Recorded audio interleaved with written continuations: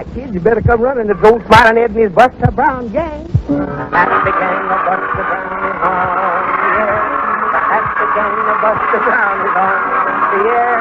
We'll laugh and frolic and sing and play. Come on, you buddies, and shout. Hooray, Buster Brown is on the air.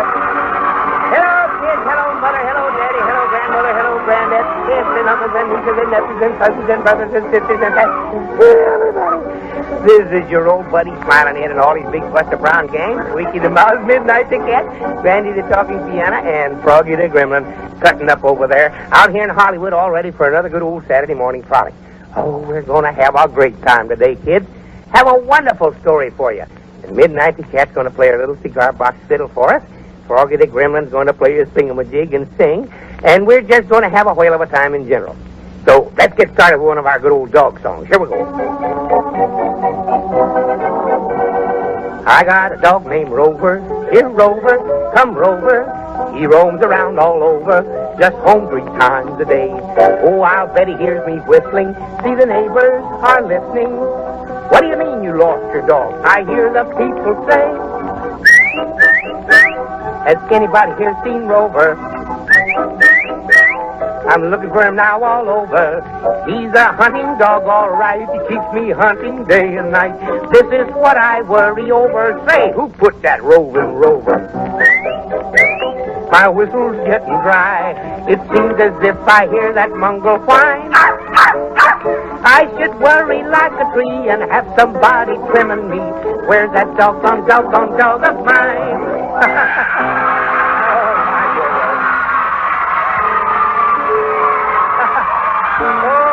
Oh, my, it's bad to lose our dog.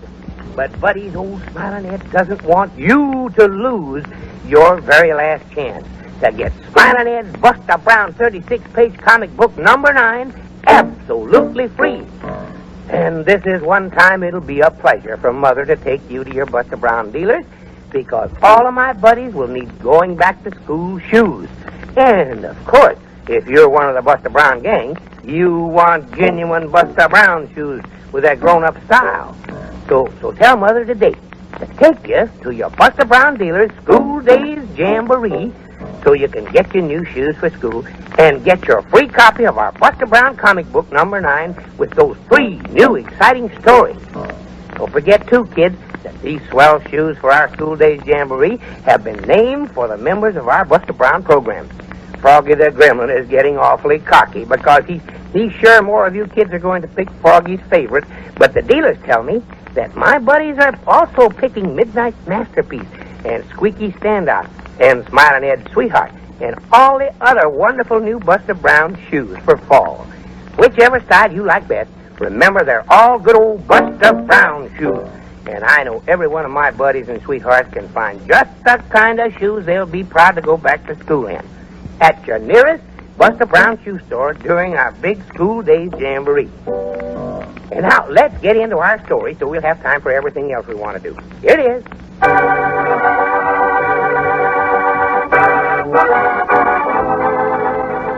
Well, kids, our story today takes us to our Southern American neighbor for a story of the South American Indians. The story began when a Caribe Indian named Juan wandered into a tiny restaurant in a back street in Rio de Janeiro just to have a cup of coffee. Amigo, what do you wish? Oh, coffee, strong coffee. Senorita, do you not come from the up-country? You are not always in Rio, eh? Oh, see, my people live on the Rio Negro, but my father come to Rio maybe 6-8 years ago. Oh, I have been here longer. 12 years. What? I come too from a country near the Rio Negro. I am a Caribe. And you? I am an Arawak. Bueno, your people and my people are always at war, eh? But you and me, amigos, see? Sí, we are friends. I am called Juan. I am called Maria. Bueno, we are friends. Sí, here is your coffee. Gracias. You like the city? I hate the city. See, Rio is fine if you have mucho dinero. Without money, no. Often I wish I could go back to my people. When I lived in the village of my people, there I was a PI man, a medicine man. Ah, yes. With my people, I was a great one. A PI man. Oh, but the one you do not believe these magic things any longer, do you? No, I know magic is for the ignorant people. But of the spirits our people believe in, no, these are false. See, I believe as you do. Well, I have work to do. You will come again, Juan? See, I will come here often, Maria. we talk more about our people, eh?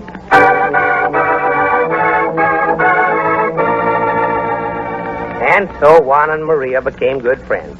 Then one day, a newspaper article caught Juan's attention, and he showed it to Maria. See, Maria, in the newspaper, this man traveled through the jungles and on the Rio Negros and down to the great Amazon. And in the paper, it tells some of the things he saw there. Ah, what could he see but animals and snakes and Indians such as we? No. See here, he tells he visited an Indian village and the people were wearing diamonds for ornaments. Diamonds? Diamonds I have seen in the stores here in Rio. So many pesos they cost. How could people like yours and mine buy diamonds? No, this is a lie. No, Maria. See, here is a picture of one of these diamonds. Look. That is a diamond? Oh, no, Juan. That is no diamond. See, this is the way the diamond looks when it is dug from the ground. It's what the people here in Rio do to it that makes it look like the diamonds in the stores. Look, Maria, how it says in the paper. The rough diamond must be cut and polished. Juan, this is for us to think about. In my village we had stones like these. Not many, for they are hard to find and it is much work to dig for them. But they are to be found near my people's village. Hey, Maria, if we could go and get some, we could be rich too, eh? Juan, some way. There must be some way. We could go and dig them up? No, we must make people dig them for us. Juan, my mind is working. You are a PI man, huh? See, but Maria, magic is foolishness. Wait. It is foolishness to us, see. But to your people or to my people, the magic of the PI man is strong, important. See? Juan, in a month the people of the United States called July. And the fourth day, I worked at the home of some wealthy people. Visitors from the United States were there. And a great celebration was held with fire. With fire? See, what is called fireworks. Fireworks? What is this? Oh, strange things. I do not understand them. But when the matches are lighted and touched to a little string on the end, then the fire comes. Maria, is this perhaps really a magic? Oh, no, Juan. It is... Well, it is very nice to see, that is all. It does not hurt you. But what is in your mind, Maria? I know where are stored in this rich man's house much of these fireworks. We could steal them. And I think they will get for us some of these diamonds. Maria, you are making a joke with one. No, I make no joke. I have a great plan. You will once again be a PI man. And I will be a spirit, a fire spirit. We will frighten the Indians and make them dig the diamonds for us.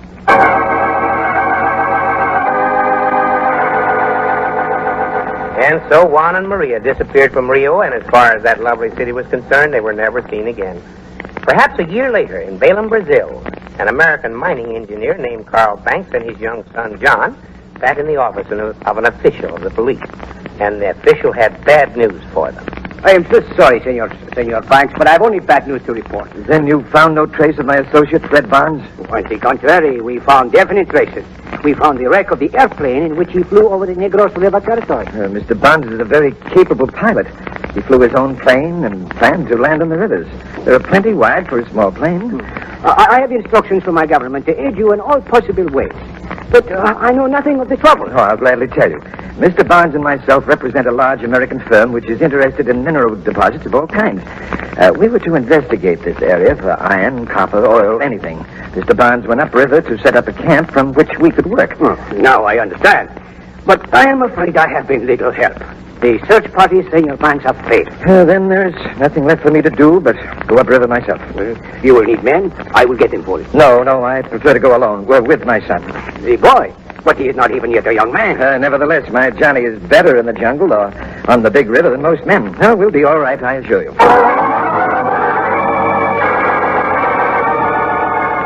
The next morning saw them in their launch and headed up the Amazon. Day after day, they moved along the great waterway, turning finally into the Rio Negro River and continuing their steady progress. All right, son. Take this bend in the river easy. Maybe some submerged logs in a place like this. Watch it now. Okay, son. The river's clear around the... Dad, look, right up ahead. The wrecked plane. You're right, son. Head for it. I'm going to cut the throttle. Come around, Dad. I'll pull up alongside of the plane's pontoon. Okay. Hey, there's a big cross lying in the water right beside the plane. I see him. Just let the boat drift slowly. I'll send him on his way with a boat hook. Okay, now, hold it. Look out, Daddy. There's some customer.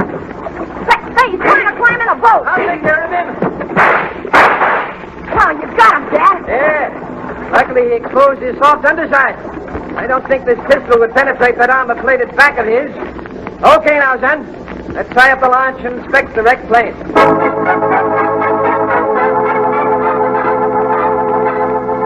As the launch slipped up the river toward the wrecked plane, neither John nor his dad realized that they passed a fairly good-sized village of Arawak Indians, situated just a few hundred feet from the river in the jungle. A man and a woman stood in one of the village huts talking. Maria, now again we must do something. Lately the people have not been working so hard. It is true, Juan. And much digging must be done to get even one small rough diamond. See, we do not grow rich as rapidly as we hope, do we, Maria? No. Only 9 small diamonds for a full year's work. But we will keep at it. See if we can keep these foolish ones digging. We will keep them digging. Tonight, Juan, I think the fire spirit should come. And then we throw the captured white man to the crocodiles. That should be good sport. And a good lesson also to the Indians to prove to them that we are dangerous. That is a good plan. See, I wondered how long you meant to keep the captive one around here. I was beginning... Juan, gunshots from the riverbank nearby. It would be more of the white men then. Quickly, take men with blowguns. If there are many white men, kill them with poison darts. If there is only one as before, capture him also. And we will have more food for our crocodile friends.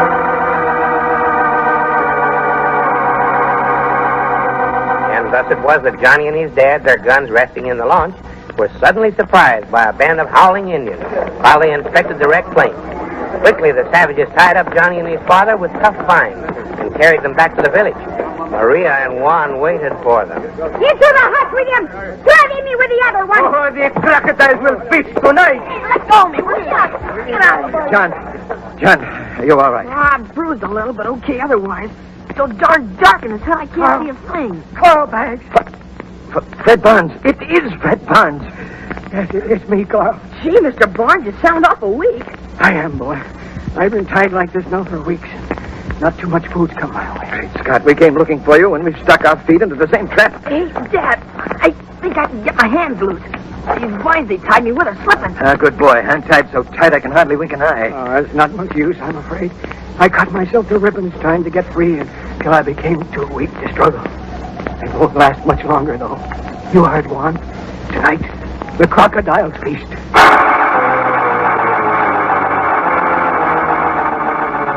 Johnny struggled harder, but just as he stepped free from the last loosened vine, a crowd of Indians started for the hut in which he was held captive. He had just time to slip off the rear of the hut when they entered. They took his dad and Fred Barnes. The men were dragged to the center of the village near the fire, and there they were tied to a great post. As Johnny watched from the jungle edge, he saw Juan and Maria come out with a light. But I tell you, Maria, the boy has escaped. The boy, what can a boy do in the jungle? In 2 days, he will be the prey of a snake or an animal or a blowgun. Perhaps you are right. Very well. Talk to the people. Then I will signal the drum to start for the ceremony. I go. People of Arawak! People of Arawak! The fire spirit has come to me again. This time the spirit tells me you do not work. No longer do you work hard, digging for the bright stones. And so again the fire spirit kills me with a fireball. One! Spirit of fire! Speak the fire! Spirit of mistress! And I bring a brand from the fire to light them! Light them! See the fireballs! See them fly in the air! But you must suffer! There! A fireball in front! Come now! See the punishment of the invaders! Loose the vines that hold the white ones to the wall! Take them to the riverfront! The crocodiles are hungry!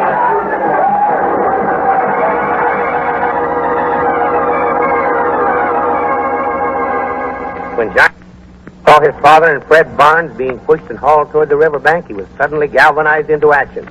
Quickly, he scurried to the launch, still tied to the wrecked plane. For an idea occurred to him, and he knew he had little time left. The launch was equipped with everything you would expect a mining engineer to carry. Quickly, Johnny found 3 sticks of dynamite, and working like an expert, he fitted a detonating cap and a short fuse. Then a keg of black powder, blasting powder. He emptied it into an old flour sack. He scurried to the village, which was now deserted, though he could see the crowd at the riverbank. Quickly, he placed the dynamite beside the biggest hut in the village. Then, punching a hole in the bottom of the sack, he walked toward the crowd at the riverbank, leaving a heavy trail of black powder as he went. So, white ones, you think to interfere with us, huh? But we did not interfere. We did not even know of your village. That is what the other white one said to us. Lies! You seek to deceive us. No, we speak the truth. Free us and we'll go away. And come back with more white men and many guns, huh? No. Tonight you go to the crocodiles. Throw him in the river! Go! Why, it's John. He should go on. Hush, Fred. He's up to some trick. Listen. Why do you offend me? I am the fire spirit. Oh, this is the boy. Look, you the young white one. Throw him also to the crocodile. Stop! If you touch me, I will destroy the village. The young one prattles. Throw him to the crocodile. Wait! This woman claims to be the fire spirit. She lies. I am the fire spirit, and I will prove it. Release the two white men, or I will destroy the village, just like I will now destroy the biggest of your houses. Stevie! It is a trick! It is the white man's little fire stick, that is all! Now see! I send the fire snake to destroy the house! Wait! Watch the fire snake! Watch the big building! Now!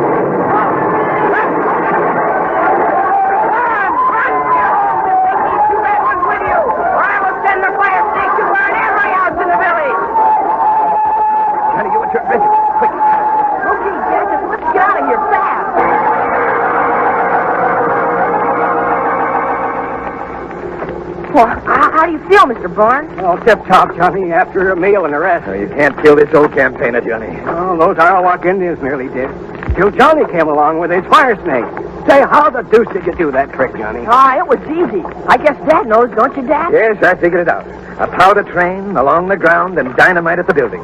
But where in the world did you get the idea? Oh, shucks. That fire spirit dame scared the hats off the whole darn village with a couple of 4th of July Roman candles.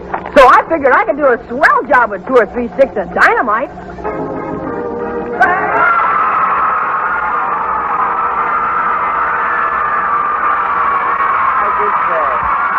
Well, I guess most of us will never get into the South American jungles, but I think Johnny and his fire snake gave us a good lesson in resourcefulness.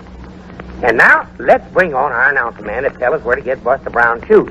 And after that, we're really going to have fun around here. So here he is. Come on in, Mr. Announcer. Yes, Smilin Ed, I'll tell your buddies how to find the store that sells Buster Brown shoes. It's easy, kids. Here's all you have to do. Just pick up your telephone book, then turn to the yellow pages until you come to the heading of shoes. There, under the heading of shoes, you'll find the name Buster Brown. And right below that, the name and address of the store nearest you that sells these swell Buster Brown shoes. And kids, when Mother takes you in for fine new Buster Brown shoes, she can be sure that they'll be fitted scientifically in just the right size, width, and last you need to let your feet grow right. And believe me, that's something Mother will want to know. And remember, too, kids, that all the Buster Brown dealers are Smilin Ed's buddies. Now, when you find the name of the store nearest you, write it down and be all set to buy Smilin Ed's Buster Brown shoes.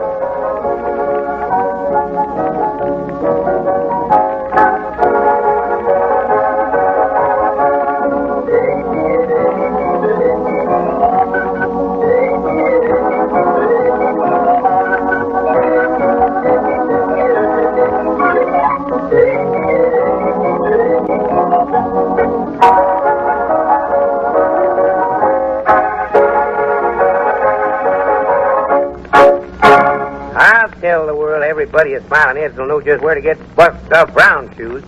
And now, I'll play my thingamajig idea. Now, Froggy the Gremlin, it's time for Midnight the Cat to play her little cigar box fiddle for us. You know that, don't you? Of course you do.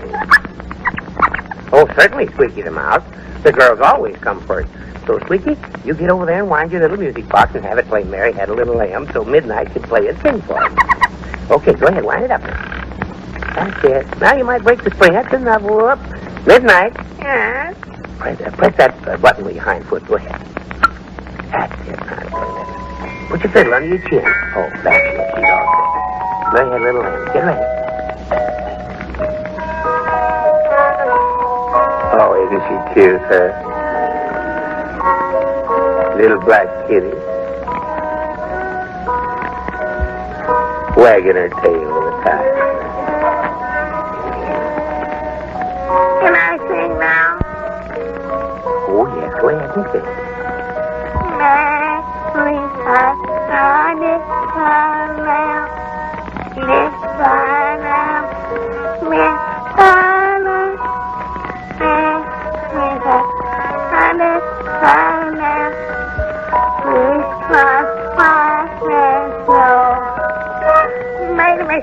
Oh, yes, that's all right. Little Lizzie Bob's running down. Just run it down. Run down, run down. Come on, there it goes. That really goes. Oh, my, that was wonderful, Midnight. Thank you. Now, I think it's pretty good time right here to sing our Grandpa song. So let's do it. Here we go. My grandpa is the smartest man I bet there ever was. He knows about most everything to know because he's been around most everywhere to see what he could see. And when I ask him questions, you can bet he answers me. Now, if you'd like to know why doggies wag their tails around, all you gotta do is ask my grandpa. He knows it. My grandpa says it's just because the tail can't wag the hound. All you gotta do is ask my grandpa. I asked him why the elephant had such a big, long nose. And Grandpa says, now, sonny boy, just why do you suppose? In case he has to sneeze, he doesn't want to be too close. All you gotta do is ask my grandpa. Grandpa, can you tell me why George Washington always slept on the second floor of his house? Sure, his bed was up there. Grandpa? What now, young'un? If I was to give you $1 and Grandma was to give you $2, how much money would you have? I'd have just $1. Oh, Grandpa, you don't know your arithmetic. Shucks, young'un, you don't know your grandma. If anybody wants to know how everything should go, all you gotta do is ask my grandpa. He knows it. He knows just how to keep the ice from melting all the snow. All you gotta do is ask my grandpa. My grandma makes him go to church with her, for goodness sake. And when they pass the collection box, he knows how much to take. He says our preacher yells so loud to keep himself awake. All you gotta do is ask my grandpa.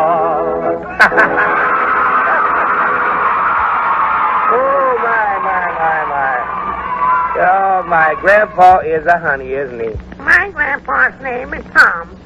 Oh, is that so, Midnight to Catch? Your grandpa's name is Tom? Tom who? Tomcat. Tomcat. Oh, for goodness sake, of course. Now I'll sing my song, I will. Okay, Froggy the Gremlin, you can play your thingamajig and sing right after we do our jingle. And here it is. I got shoes, you've got shoes, everybody's got to have shoes. But there's only one kind of shoes for me. Oh, yes, sir, and this is the last call, buddies. This is the last call for that rip-snorting deluxe comic book Smilin Ed, and your Buster Brown dealers are giving you free when you come to my big school days jamboree. The kids are really grabbing them up, and I want you all to have one. So be sure to go to the big doings at your Buster Brown store this week. It'll be just a few days now before school starts. And you want to be one of the gang, and all of the gang will be wearing Buster Brown shoes back to school on the very first day. So get Mother or Dad to take you to your Buster Brown shoe man right away. So we'll all be going back to school singing that good old Buster Brown song. I got shoes, you got shoes, everybody's got to have shoes. But there's only one kind of shoes for me. Good old Buster Brown shoes. And now Froggy the Gremlin is going to play his thingamajig and sing the song he put on Capitol Phonograph Records for us. It's called Funny Things. Are you ready, Froggy the Gremlin? I'm ready, I am. Okay, press your magic twanger and become visible so we can watch you sing. Watch him closely over there, kids. Watch him. My goodness, there he comes. There he is. You ever see such a mess in your life? He's just a sight. Now you get up there at the microphone, Froggy, and sing your song. I'll sing about the little duck. Well, go ahead. The doctor's such a funny little bird, 'cause when he sings, he squawks. He wears two paddles on his feet and sits down when he walks. Just squats right down. Now I'll sing about the bumblebee. Well, go ahead. The bumblebee is a pretty little bug. He looks so sweet and kind. He has two eyes in front of him and dynamite behind. Oh, he'll sting you. Now I'll sing about the lightning bug. Well, go ahead. The lightning bug is a funny little thing, but don't you think it's queer how he can see in front of him when his head lies in the rear? He must look backwards, baby. I guess he does when I'm going. I'll sing the pussycat. The pussycat has whiskers on his face. I don't know where he got 'em. And when he wants to scratch his head, he sits right on his froggy. He sits right on his froggy. He sits right on his sofa.